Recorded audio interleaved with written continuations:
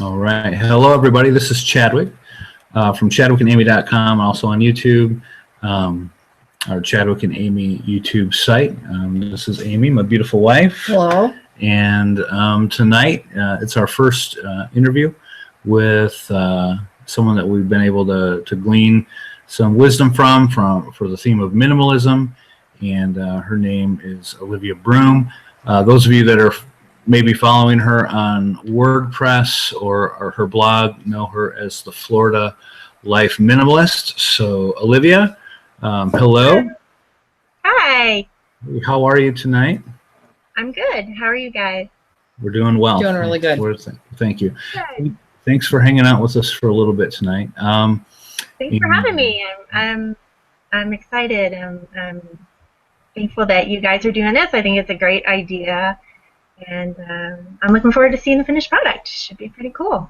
Yeah, I hope so. We're just going to have a conversation tonight, and get to know you a little bit, and then in just a few minutes we'll start diving into a conversation about minimalism and what it means to you. And we know we've got some questions for you, and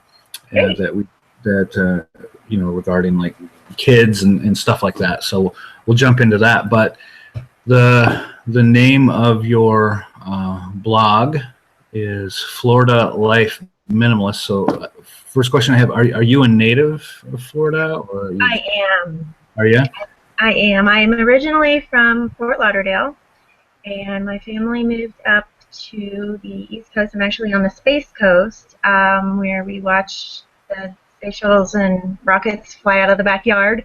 And I've been here since a child, and this is actually the farthest north I've ever lived. So Okay. I'm not too good with the cold weather. Well, that's the reason I asked too, because we're up here in Michigan, and Oh my gosh. yeah. So when we think of Florida, oftentimes what that involves is a lot of folks that can't handle or don't like all four seasons that we get up here. They head on down to you guys, especially in the winter. They may stick around to Christmas, but we call them snowbirds, so they head on that way. You probably That's what we call them too. the snowbird. Yeah. Do you like it when they get down there, or do you prefer it when they go home? No, it's great. I mean, honestly, it's what Florida is all about. I mean, people come here for the weather, and it's great for our economy and for business, and I mean, other than maybe some not so great drivers, it's all good. Very cool. Very cool. I mean, at any given time, you can see multiple license plates from different states. So we get a lot of Pennsylvania, we get a lot of Texas, we get a lot of New York. So at least in this area. Very cool. We noticed it was late March when you started your blog. Yes. Okay. And so maybe you can talk just a little bit about, before you started the blog, where you were going to start documenting everything to do with minimalism and kind of that intentional choice that you made. What was going on? What was going on before the blog started? What led you to? What was your trigger point for taking minimalism serious? What was going on? Well, honestly, I didn't really know anything about minimalism. I'd never really heard of it before. But when I did come across it, it was after, I don't say I would have a particular aha moment. I've just always kind of felt better around empty spaces. I get claustrophobic easily, and I don't like a lot of clutter, and I don't like to hang on to things very long. So it all came together very naturally for me. But actually, and I know a lot of people find this very surprising, it was my 16-year-old daughter that actually led me to find minimalism. And she didn't say, "Hey, Mom, you got to check this out," or anything, but she came to me one day and she said that she hated her bedroom furniture and she didn't want anything in her room. She wanted to put her bed and mattress on the floor and get rid of her dresser and pretty much everything except her bed on the floor, her nightstand, and an old trunk that came from my grandparents' house. So I thought it was a really cool idea, and so we sold her furniture and we used it to buy concert tickets, and so we did that, and so I think that really got my wheels turning and motivated me to, branch out from just her room and kind of do that with the rest of the house. And somehow I got online. I think I found, like the big names like Becoming Minimalist and the Minimalist and the ones that everybody knows. And and I saw that they had started and they were blogging, and I had never really blogged before. So I went on Facebook and I said, hey guys, friends, I think I want to start a blog. What's a good site to use? And WordPress was one of them, and that's where I ended up, and that's where I still am today. So it's been really good. It's been a great experience, and I've met and talked with a lot of people. And but yeah, it was my 16-year-old daughter actually that really got the ball rolling for me with minimalism. And she still kind of practices it with me. She's probably the easiest other person in my house to work with as far as being minimalist goes. Yeah, we have some questions about that too. We'll dive in. What concert did you guys go see? We went to excuse me. We went to a music festival in Tampa called Big Guava. We actually went there last year. We're kind of music festival junkies, so we've been to a lot, and are actually seeing a lot of bands for a second or third time. It's just one of our things that we do. But yeah, we used the money, and we actually went both days and got a hotel over there, and it was a lot of fun. Totally worth it. Way better than bedroom furniture. Very cool. Well, I think on your your blog, I've got your first post, kind of that hello fellow WordPress bloggers. And you said you were going to skip all the new blogger stuff, which I thought was funny. But you said your goal was to inspire, learn, share, and encourage fellow humans to jump off the consumerism bandwagon that we've all been slaves to and adopt a minimalist lifestyle. That was your ideal going into it. Is that pretty much where you're at? Has it expanded a little bit? Yeah, I think that's really still where I stand, and the amount of information that I've been able to gather since then has grown. I named my blog Florida Life Minimalist because I live in Florida, obviously, Florida native. And so I also, one of the reasons I wanted to get into minimalism is to not feel so tied down by my stuff and be able to have more experiences out in the world around me. And so that being the Florida life, I also share on my blog a lot of places that I visit and things that I've been doing since becoming a minimalist. And I like to share those things too. Very cool. We see that you take a lot of pictures and that type of thing. Does that help you? Does it help you be able to find some of that space in just like the ordinary things of life? Were you able to? Were you aware of some of the things that you've discovered in the last few months prior to going into minimalism, or have your eyes been opened a little bit to maybe some things that you were missing? Yeah, I think definitely my eyes have been opened. I mean, I've always craved the outdoors, and not really a big TV watcher, and I like to have adventures and make everything fun, and but yeah, it's definitely a lot more to minimalism than I ever thought there was. Getting into it, I really didn't know a lot about it, but since starting my blog in March, yeah, it's definitely been an eye-opener, and I feel like I've slid into it very well. It just feels very natural for me, and the reason I share the photographs and the things that I'm doing I guess as an example to kind of show, um, I found a lot of my thoughts.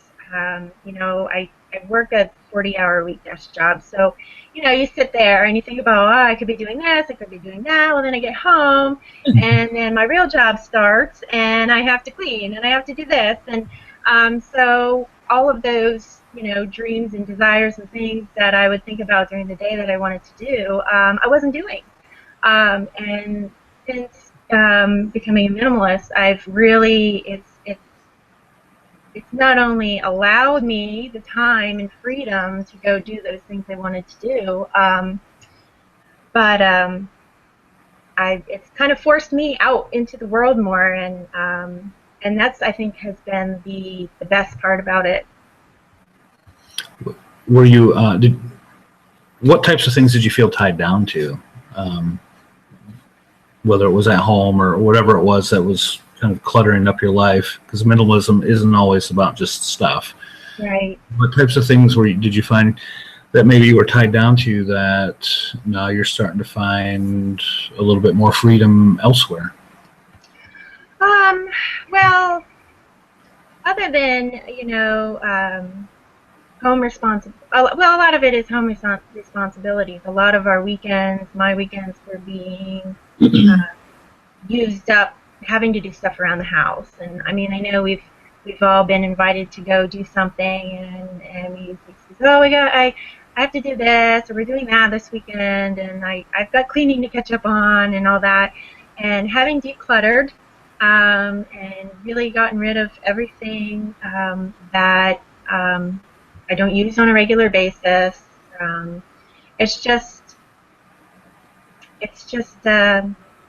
it's left wide open spaces for me to use my time more wisely, and it's kind of it spills over into other areas of your life than just cleaning or decluttering or having it's not about having a spotless house. I mean, if you were to walk into my house now, it's not spotless by any means, but it's much more manageable, and I kind of started thinking about, well, if this is working so well for me in my home, what other areas in my life can I apply a minimalist attitude towards? And that goes with just spirituality and scheduling your time better and making room for the things that really matter and the things that you really want to do. So yeah, outside of decluttering and cleaning the house and making things more manageable around my home, it's filled into other areas, which is really what I got into it for. I'm not a clean freak. And I'm not OCD about stuff on the counter or anything like that. It's just making more time for me to devote to things that I really love and really enjoy to do, whether it's by myself or with my kids, with my husband, the family. It's really shown over the last couple of months just how useful minimalism is in that way. I think that's one thing that we've noticed is that it's not necessarily about having like only 3 things on the counter. The toaster, the coffee pot, and the blender. It's not about necessarily having that, but having everything that's out at least have some form of intention. And then it's opened our eyes a little bit more to, like, since we've gotten, especially like the living area of our home, pretty much where we would like it. The clutter sticks out a lot more. Yeah. When the kids leave something behind or whatnot. What did you find was like one of the most hardest things to let go of or put into that I might need this someday pile?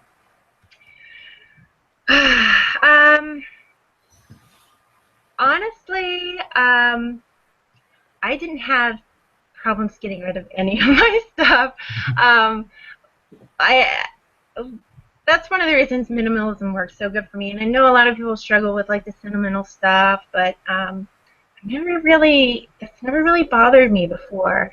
All of my stuff has been pretty easy to go through and figure out what stays and what goes. And um, uh, the first week or two into my blog, I had this huge yard sale, and I just went through the entire house, and I had the entire driveway was full of stuff, and there wasn't anything I sold that I kind of tugged back on and hated to see go.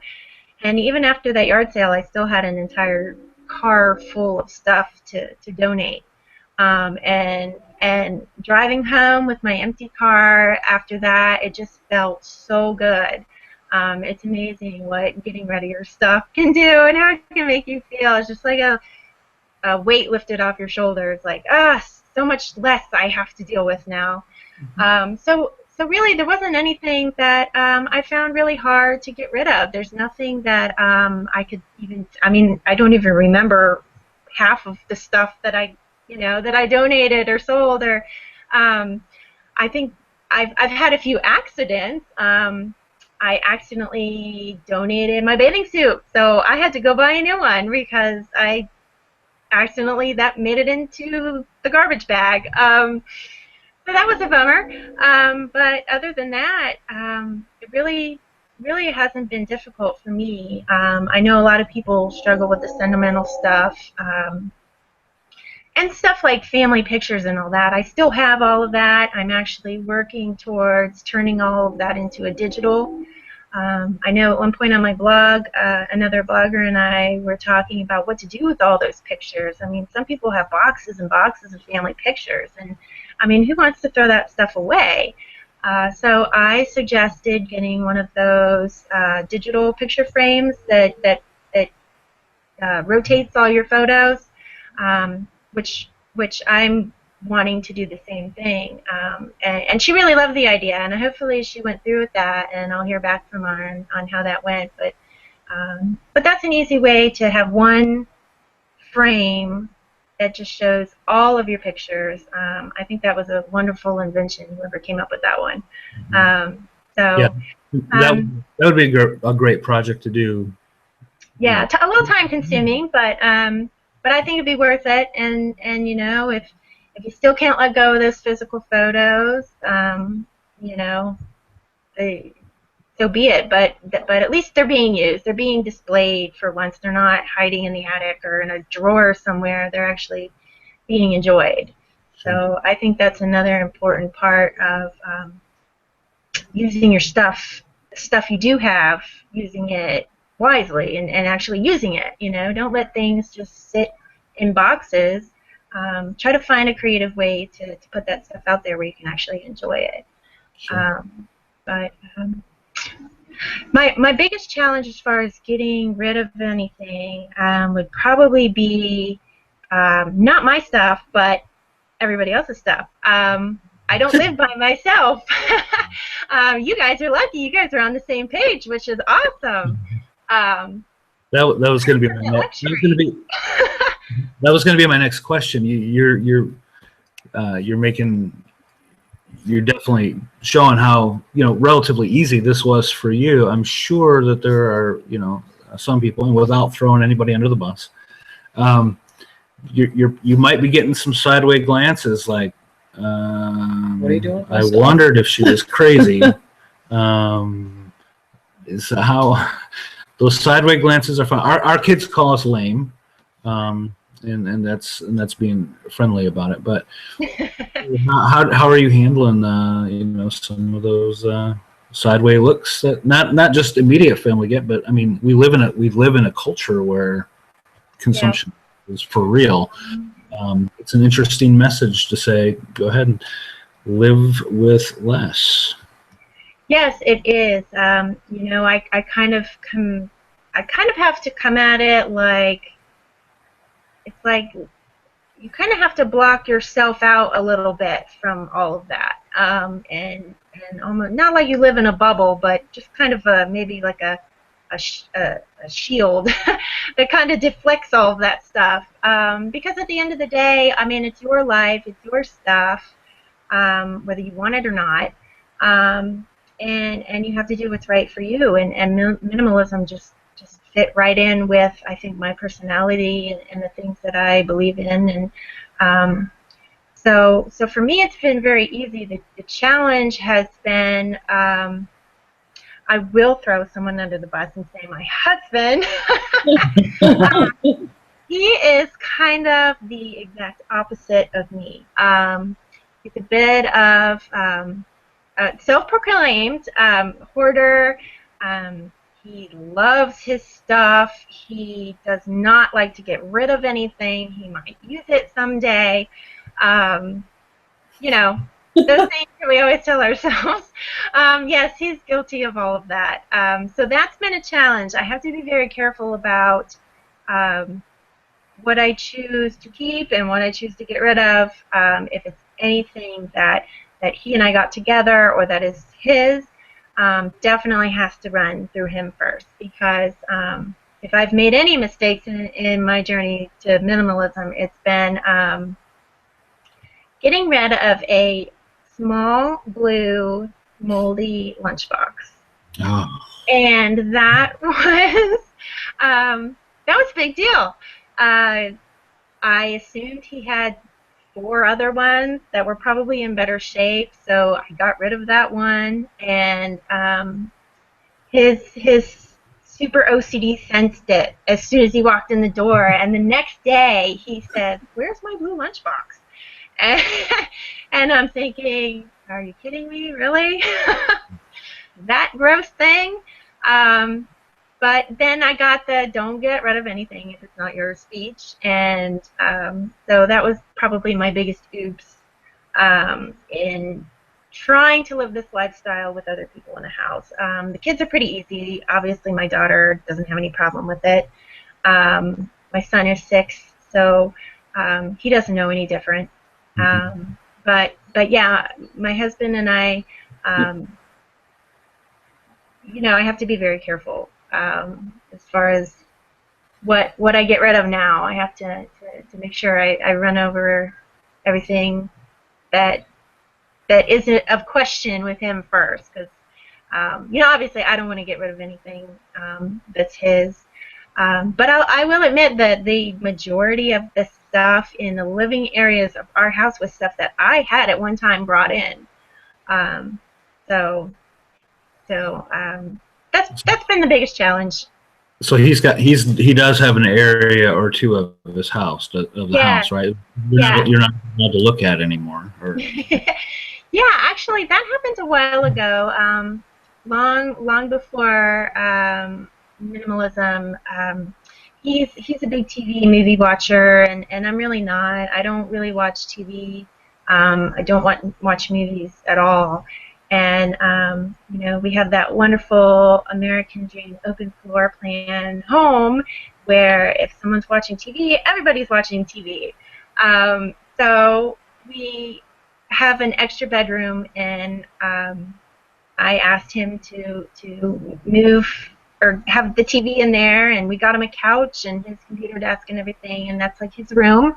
And he does whatever he wants to do with it, and I don't mess with anything. It's all his stuff, and there's a door that closes, so I don't have to look at it if I don't want to, and I think that helps him a lot. Just keep his stuff together, and there's been times when I've inspired him, and he's gone in there and thrown out 4 or 5 bags of trash, and so that was pretty cool. It's not going unrecognized. So yeah, he definitely has his room, and the garage is also his spot. So those are 2 areas that we compromised on that are just for him. Sure. You talked earlier about just while we're talking about family. You talked earlier about you've got more time for yourself personally to go out and do that exploring that you like to do, and opening yourself up to some more of the experiences that are out there in the world. How is that benefited the relationship with your family, your kids, your husband, Oh, Olivia? it's been great. You know, I got to the point a couple of months ago where I just kind of put my foot down, and I said to myself, you know, I'm just gonna do these things I want to do, and if someone wants to join me, that's great, and if they can't or they don't, I don't have any problem doing things by myself. So I've just went out and I've made all these plans, and my kids come with me a lot. They're my little camping adventurers. My husband joins me when he can. He works every other weekend, but he really enjoys it too. And it's been great. We've had a lot of really good times together in the last couple of months, due to me just kind of um, taking a stand on it and just making it happen because. You know, especially with camping, you know, I don't know how it is for you guys, but a lot of times around here we'll say, yeah, we're gonna go camping and we're gonna invite our friends on Facebook and it's gonna be awesome, and then 2 days later everybody bails, and then nothing happens, nobody goes, and I got tired of that happening, and I just kind of said to myself, well, I'm going, and whoever wants to come can join me, and that'll be awesome. So that's basically how I do it now. You know, I come up with these crazy ideas, things I want to do, and places I want to go, and I just do them. And a lot of times my kids tag along, and it's a good time. Very cool. What have you enjoyed most about having the blog, and were you surprised by anything when you did start writing? Some of the things that you found along the way, community-wise, that type of thing? I was actually surprised at how many people were blogging about the minimalist lifestyle. Um, I I wasn't aware that there were that many people out there that kind of felt the same way I did, and I was as I'm reading them, it's like, wow, you know, they get it, you know, and so that was really surprising, and I've always loved writing. That was a big part of the reason why I wanted to do a blog. I'm a much better writer than I am a speaker, and creative writing was my favorite subject when I was in high school, and I did really well. And there for a while, I wanted to be like a journalist. So blogging and writing has been really enjoyable, and it's been a great way to kind of tell my story and hear other people's stories and kind of see where they collide, and see how other people are going about their journey to minimalism, and how I could do things differently, or how I can help someone else do something differently. It's been a really, really great learning experience. But I was really surprised at how many bloggers were out there. I had never tried blogging before. And it was nice to see such a really good community of people getting into the simple lifestyle. Have you had any moments as you've been reading other people's stuff that you've been surprised at how much you've learned by them, that you've gotten some grace from them to maybe be a little easier on yourself in the minimalist journey, as you've gotten to know other people, as you've seen the diversity of the group out there? Any thoughts on that?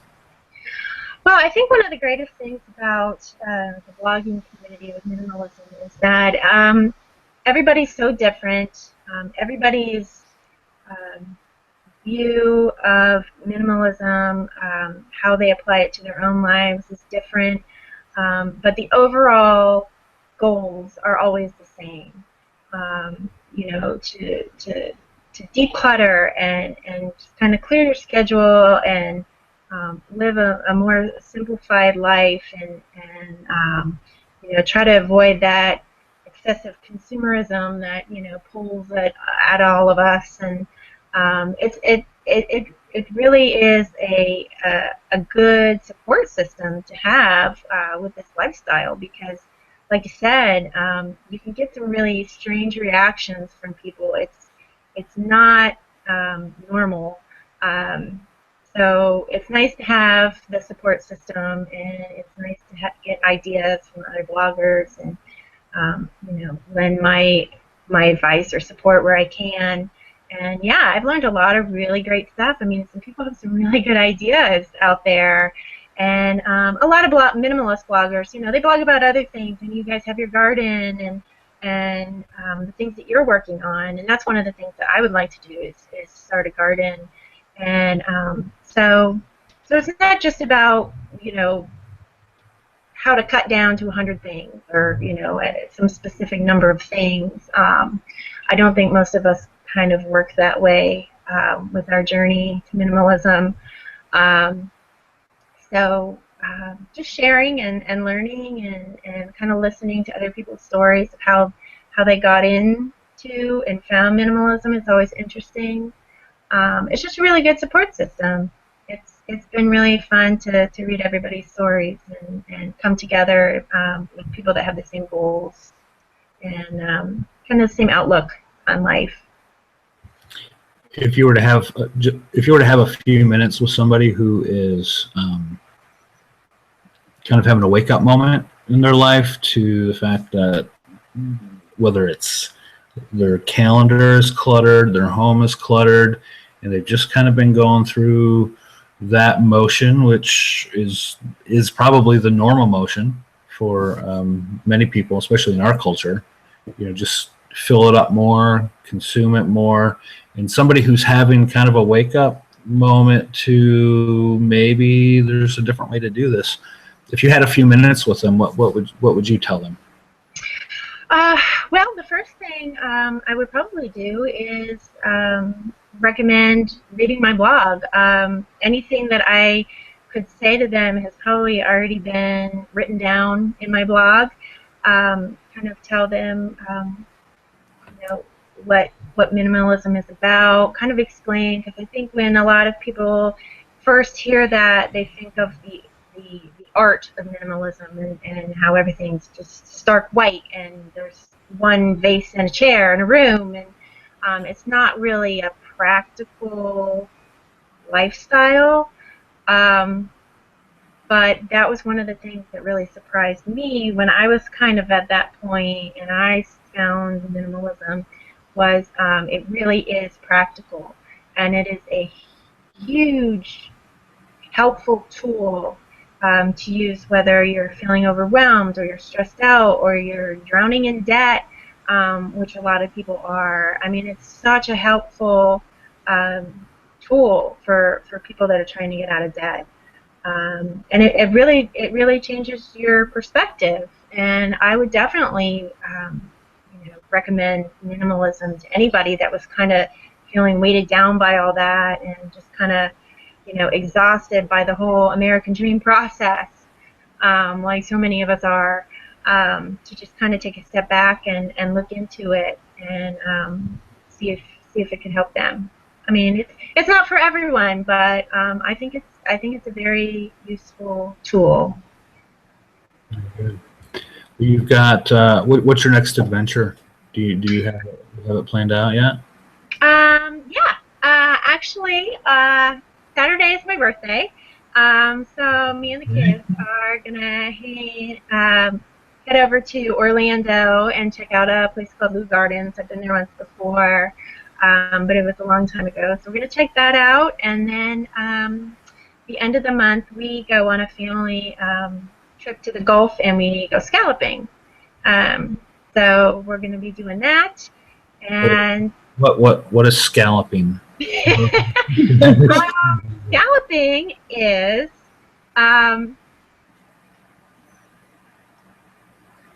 well, do you eat scallops? Well, You ever had scallops? scallop potatoes. It's a seafood. You're gonna go. Like a clam, Oh, except the shell is very sharp around the edges. It's not smooth like a clam shell. Anyway, they're harvested in the Gulf in the summer months. You take a boat out to the Gulf in about 5-6 feet of water and you snorkel. and you swim down and you snatch them up and you put them in a bag, and then you shuck them just like an oyster or a clam. And we still have 2 bags from last summer that we haven't eaten. So we do that because it's lots of fun. Do you cook them or do you eat them? I guess. Do you eat them raw or a lot of different ways, I guess? Well, funny story. I was dared to eat one right out of the shell, still on the boat in the Gulf, and I gotta say they don't taste much different raw than they do cooked. But yeah, you cook them. Yeah, just like you can cook them like a fettuccine Alfredo kind of thing, or the same way that anything that you would put like shrimp in, you could do scallops. So we do that, and we've been doing that for a couple of years now. It's a family trip we do for a week. So we're gonna do that, and I have to go to Atlanta in a couple of weeks for work. For a graphic design thing, and then honestly, my big plan adventure that's kind of been cultivating over the last couple of years is to go out to the Pacific Northwest, which is like a whole different planet from Florida, which is exactly what I'm looking for. So we have plans to do that next year. And I'm really looking forward to that. We'll be flying into Seattle and just soaking it all up and checking it out. And honestly, I don't think that without minimalism in my life, I would have ever taken this trip. It was one of those things where I put my foot down and I said, I'm going to make this happen. And so it's in the works. And I don't think it would have happened without being in this lifestyle. So it's been really exciting. So it sounds like minimalism has really, for you, because you're exuberating a lot of life right now, has really just allowed you some space to actually live. What for you, it wasn't so much about getting rid of the stuff. Well, that was part of it. It was much more the freedom on the calendar and the freedom of experiences that you've had. Absolutely. In fact, in that first blog that you read, it says simple minimalist freedom, and freedom's really big. And that was my main goal, was just kind of to open up my life to all of these things that I wanted to do. And it's interesting how you can take just decluttering your house and expand it out to what I'm doing now, and how I've changed my life. And it's not so much on a daily basis. My life looks like everyone else's. I get up in the morning, I drive to work, I come home, I do with kids, and I still have to clean my house and take care of the stuff that I do have, and we have stuff. It's just we've only chosen to keep the stuff that is really brings us more experience and more life. We have a boat, and my husband has a motorcycle, and it's not about having nothing or trying to have the least amount of stuff as possible. It's just the stuff that you do keep in your life is useful and kind of allows you to expand your life. So yeah, it's been good. Well, good. Well, we're looking forward to reading more, and the blog address is, go ahead, you say it so I don't miss it, and it's in the description. Yeah, my blog is floridalifeminimalist.wordpress.com. All right. Well, very good. Well, thank you for spending some time with us tonight. Thank you so much for having me. It's been fun. It's nice getting to know you, and happy birthday this weekend. Thank you. And I'll be sure to post my pictures of the weekend on there. So if any of you ever come down to Florida, you can feel free to stop by my blog and ask me some good spots to go. Now that I've been out and about more, definitely have some good recommendations. So. You're on Instagram and Facebook, so Yeah, we'll yeah, make sure. all under Florida Minimalist. Facebook, Instagram. I post a lot of extra pictures on Instagram, just fun, like silly stuff. And then sometimes on the blog.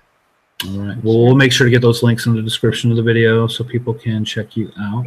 But thank you again for spending some time.